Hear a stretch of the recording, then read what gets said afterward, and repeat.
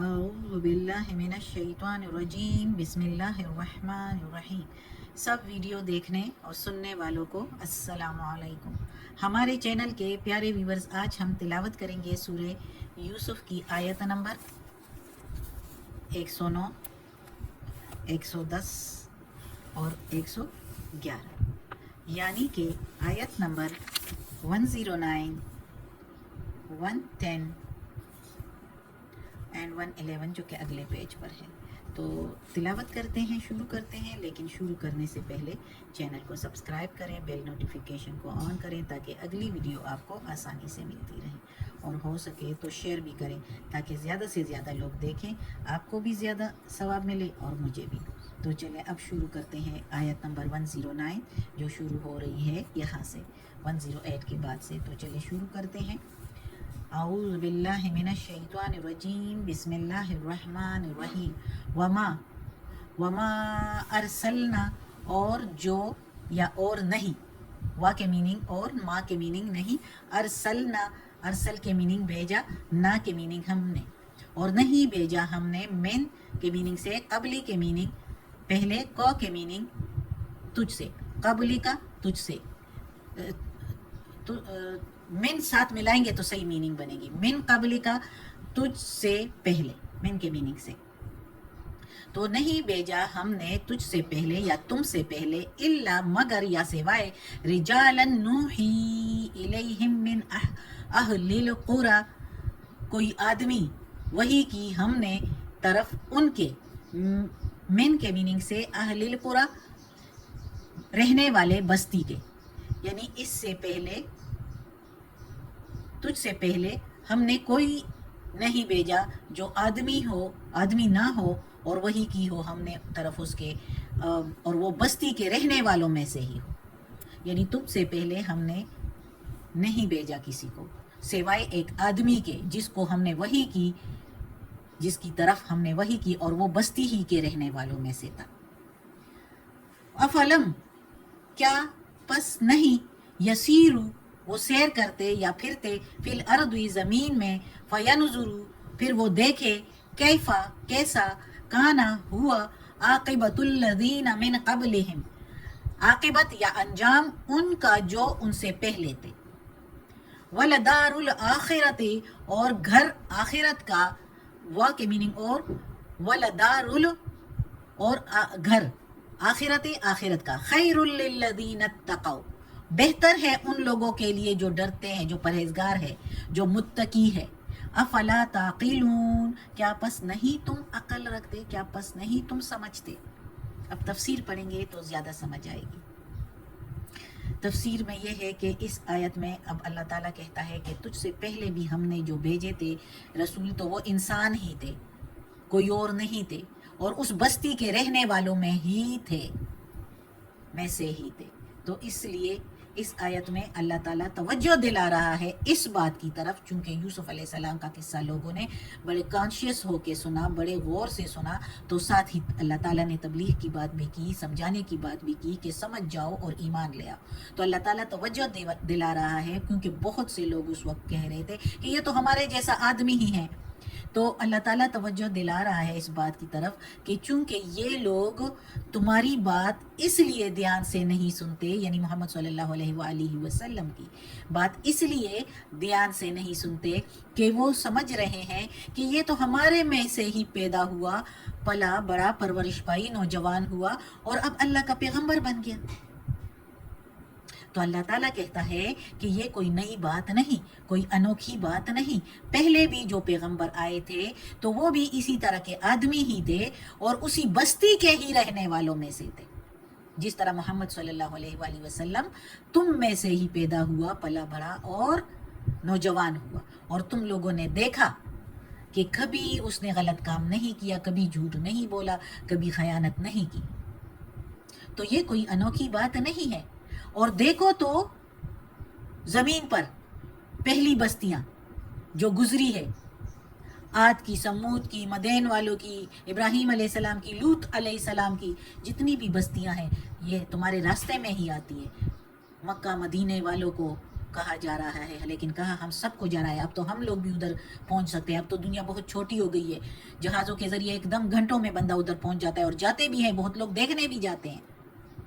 تو اللہ تعالیٰ کہتا ہے کہ دیکھو یہ تو تمہارے راستے میں ہیں یہ بستیاں، تو کیا تم نے نہیں دیکھا کیا انجام ہوا ان بستیوں کا، کیسی پڑی ہوئی ہے ویران اجاڑ وہ بستی۔ جب انہوں نے پیغمبروں کی بات نہیں سنی اور اللہ کے راستے پر نہیں آئے، اللہ کی فرما برداری قبول نہیں کی،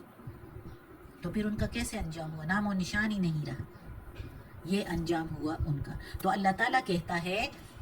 کہ آخرت کا گھر بہتر ہے، یعنی جو اللہ کے متقی لوگ ہوتے ہیں ان کے لیے یہ دنیا میں بھی نجات ہے، سکون ہے، اور آخرت میں بھی، کیونکہ وہ سمجھ جاتے ہیں کہ یہ دنیا فانی ہے، اس کے غموں کو غم لینا، اس کے مصیبتوں کو مصیبت سمجھنا کیا ہے، کچھ بھی نہیں ہے آخرت کے دوزخ کے سامنے کے مقابلے میں۔ تو اس لیے دنیا میں بھی سکون، اور یہ کہ یہ جو دولت اور خزانے جمع کیے جاتے ہیں تو یہ دنیا کے لیے کوئی فائدہ مند چیز نہیں ہے۔ جن کو اللہ خود سے دے دیتا ہے وہ بھی آزمائش ہے تو دے دیتا ہے، لیکن جو اس کو حاصل کرنے کی کوششیں کرتے ہیں اور غلط کاموں کو اختیار کرتے ہیں تو وہ اپنا آخرت خراب کرتے ہیں۔ تو اس لیے اللہ تعالیٰ کہتا ہے کہ سمجھ جاؤ آخرت بہتر ہے دنیا کی زندگی سے، اور ڈرنے والوں کے لیے بہتر ہے، کیونکہ جو ڈرتے ہیں آخرت کے عذاب سے۔ تو اللہ تعالیٰ کہتا ہے کہ کیا تم لوگ عقل نہیں رکھتے، سمجھتے نہیں ہو؟ اتنی باتیں کر کے، اتنا قصہ سن کے یوسف علیہ السلام کا کیسے ہوا، کنویں میں ڈال دیا اور وہ پھر اس کے بعد بادشاہ بھی بن گیا۔ تو اللہ تعالیٰ کہتا ہے عبرت لے لو۔ اب اگلی آیت پڑھتے ہیں، حتیٰ یہاں تک کہ اذا استیأس الرسل، یہاں تک کہ جب مایوس ہوئے رسول بھیجے ہوئے یعنی پیغمبر، وَظَنُّوا أَنَّهُمْ قَدْ كُذِبُوا، تو خیال کیا کہ بے شک وہ تحقیق جھوٹ بولا ہم سے، یعنی لوگوں نے گمان کیا، رسولوں نے نہیں۔ رسول کبھی مایوس نہیں ہوتے، وہ اللہ کے پیغمبر ہوتے ہیں، اور اللہ نے جس منصب پر ان کو جو منصب ان کو عطا کیا ہوتا ہے تو وہ اس کے لیے مناسب ہوتے ہیں، تو موضوع ہوتے ہیں، تو تبھی ان کو پیغمبر بنایا ہوتا ہے۔ تو اس لیے ایک پیغمبر کے دل میں ایسے خیال اور وسوسے کبھی نہیں آتے، کیونکہ ان کا تعلق ڈائریکٹ اللہ سے ہوتا ہے۔ کچھ پیغمبروں کا تو ڈائریکٹ اللہ سے ہوتا ہے اور کچھ وہی کے ذریعے، تو اس لیے ان کے دلوں میں یہ وسوسے نہیں آتے۔ یہ وسوسے ان لوگوں کے دلوں میں آئے ہیں جن کو رسول اللہ کا پیغام پہنچا رہے تھے، اور چونکہ ان پر اب تک عذاب نہیں آیا اور کوئی ایسی مشکل ان پر ابھی نہیں پڑی، تو انہوں نے کیا گمان کیا کہ یہ رسول تو جھوٹ بول رہے ہیں، نعوذ باللہ۔ پھر کیا، جاءہم نصرنا، آئی ان پر، ان کے لیے مدد ہماری، جاءہم آئی ان کے پاس، نصرنا مدد ہماری، فنجیا پھر بچایا ہم نے، من نشاء جس کو چاہا ہم نے، ولا یرد اور نہیں ٹالا، نہیں لوٹایا، نہیں واپس کیا یا نہیں پھیرا، کچھ بھی میننگ یردو کے لے سکتے ہیں، پھیرنا جو چیز واپس ہو جائے، تو نہیں ٹالا گیا تو زیادہ بہتر آتا ہے۔ بأسنا عذاب ہمارا، عن القوم المجرمین گناہگاروں کی قوم سے، گناہگار قوم سے ہمارا عذاب پھر کہیں نہیں ٹلنے والا۔ اب اس آیت میں اللہ تعالیٰ، میں نے تو تقریباً تفسیر کر دیے پہلے ہی لائن کے لیے، میں جب پہلے لائن کا ترجمہ کیا تو میں نے تفسیر بھی کر دی، لیکن چلو پھر بھی تھوڑا سا بتا دیتی ہوں۔ اس میں اللہ تعالیٰ فرماتا ہے کہ جب بھی رسول مایوس ہو گئے، لوگ ایمان نہیں لانے لگے، رسول کو تنگ کرنے لگے، تو وہ مایوس ہو گئے اور اللہ کی طرف دیکھنے لگے، تو ان لوگوں نے گمان کیا جو لوگ تھے کہ اب تو یہ تو رسول جھوٹ بول رہا ہے، نعوذ باللہ، کوئی عذاب شذاب آنے والا نہیں، یہ ایسے ہی بول رہا ہے۔ تو اللہ تعالیٰ کہتا ہے کہ اسی دم ہماری مدد آ پہنچی رسول کے پاس، اور پھر بچا لیا ان کو جو ایمان والے تھے، جو رسول پیغمبر اور پیغمبر کے ساتھ والے تھے، اور باقی سب کو عذاب میں تباہ و برباد کر دیا، نیست و نابود کر دیا، اور ان سے وہ عذاب پھر ٹلنے والا نہیں تھا، چاہے جتنی بھی قوم ہیں۔ ہم نے قصے پڑھے ہیں پچھلے اسباق میں، پچھلے سپاروں میں، کہ نوح علیہ السلام کے ساتھ کیا ہوا، سورہ اعراف میں کافی سارے تقریباً پیغمبروں کے قصے ہیں، لوط علیہ السلام کے قوم کے ساتھ کیا ہوا، ہود علیہ السلام، صالح علیہ السلام، شعیب علیہ السلام کی قوموں کے ساتھ پھر کیا ہوا، جب انہوں نے بات نہیں مانی تو پھر ان پر عذاب آیا، اور عذاب ٹلنے والا پھر نہیں تھا، عذاب پھر گناہگار لوگوں سے ٹلنے والا نہیں تھا۔ تو اب آگے پڑھتے ہیں. لقد البتہ تحقیق، کھانا تھے، من یا ہے، من قصصہم، فی کے میننگ میں قصصہم کہانیاں ان کی، البتہ تحقیق ہے کہانیوں میں ان کے عبرت لأولی الالباب، البتہ تحقیق ہے کہانیوں میں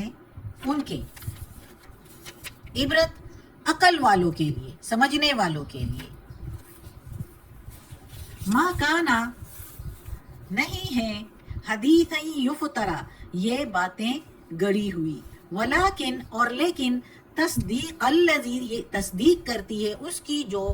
بین یدیہ اس سے پہلے کی ہے، یعنی اس سے پہلے کی کتاب ہے، اور یہ کتاب تصدیق کرتی ہے اس کی جو اس سے پہلے کی کتاب ہے. مطلب اس کا یہ ہے. وتفصیلا اور تفصیل ہے اس میں تشریح کے ساتھ، کل شیء ہر چیز کی، شیء وہدی ورحمۃ لقوم یؤمنون اور ہدایت ہے اور رحمت ہے ایمان والے لوگوں کے لیے، قوم لوگوں کے لیے یا قوم کے لیے، یؤمنون ایمان والے. اب اس آیت میں اللہ تعالیٰ کہتا ہے کہ یہ کہانیاں ایسے نہیں ہیں، اس کہانیوں میں عبرت ہے، جیسے ابھی یوسف علیہ السلام کی کہانی گزری، اور اسی طرح قوم عاد کی، قوم سمود کی، مدین والوں کی، لوط علیہ السلام کی قوم کی. یہ کہانیاں ایسے نہیں ہے کہ مزہ اڑائے اس سے، یہ کہانیاں ہیں، عقل والے اگر ہیں تو یہ عبرت کی نشانیاں ہیں ان کے لیے، سمجھنے کی بات ہے، اس سے سبق لے لیں وہ. اور پھر اللہ تعالیٰ کہتا ہے کہ یہ جو کتاب ہے یہ گڑی ہوئی نہیں ہے، جو اس وقت مکہ کے لوگ کہتے تھے کہ یہ اپنے آپ سے بنائی ہوئی کتاب ہے یا کسی شاعر سے بنا کر لایا ہے. محمد صلی اللہ علیہ وآلہ وسلم پر اس طرح کی باتیں کرتے تھے. تو اللہ تعالیٰ کہتا ہے، فرماتا ہے کہ یہ گڑی ہوئی کتاب نہیں ہے، یہ سچی کتاب ہے جو تصدیق کرتی ہے اس سے پہلے کتابوں کی، یعنی کہ تورات کی بھی تصدیق کرتی ہے اور انجیل کی بھی، اور اس میں ہر چیز کی تفصیل ہے. اب تفصیل کے بارے میں بعض لوگ جو تنگ کرنے والے ہوتے ہیں اور سمجھنا نہیں چاہتے، خوب سمجھ کے بھی تو باتوں کو غلط رخ دیتے ہیں، تو وہ کیا کہتے ہیں، اس میں جنگلات کے بارے میں تو نہیں ہے، اس میں ریاضی کے بارے، میتھس کے بارے میں تو نہیں ہے، آل پول جو ہے بول رہے ہوتے ہیں. تو اب ریاضی اور میتھس اور یہ جنگلات اور یہ چیزیں اس کے بارے میں کیا ہے، یہ کوئی کرنے والی باتیں، یہ تو خود دیکھ کے تو اللہ کی